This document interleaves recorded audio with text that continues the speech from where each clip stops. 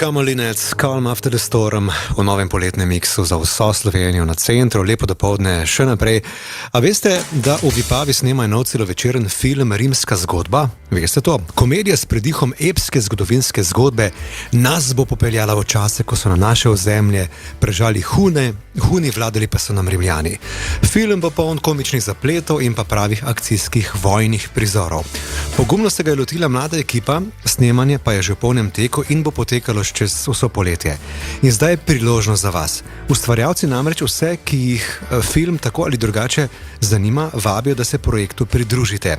Z mano je producent Kristjan Zorn. Kristjan, lepo zdrav. Torej, kdo bi prav prišel v vaši filmski ekipi? V naši filmski ekipi je dobrodošel vsak in bi tudi prav prišel vsak, zato ker je to en tak amaterski film, no, sicer se trudimo biti čim bolj profesionalni, ampak ta workflow je še zmeren tak, da je dobrodošel vsak, ki je želel nekaj izkušnje in bi rad pomagal in sodeloval kakorkoli v filmu.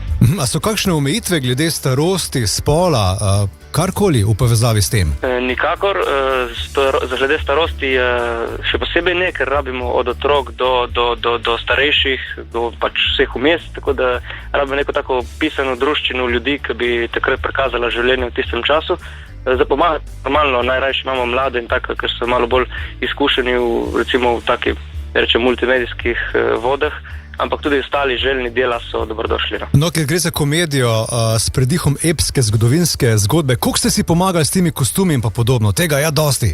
Ja, kostumov imamo dosti, zato ker je tukaj stopil seveda zraven tudi KID Teodozi, kulturno-izobraževalno društvo, ki je delalo že pred leti to znano bitko v Vrpolju, bitko pri Mrzli reki, tako da kostumov imamo res dovolj, no, še kakšen bi prišel prav, ampak to se trudimo sproti urejati, tako da kar se že vojaških kostumov za prebivalce, kaj še imamo za aristokrate, tako da to imamo pokrito, ja.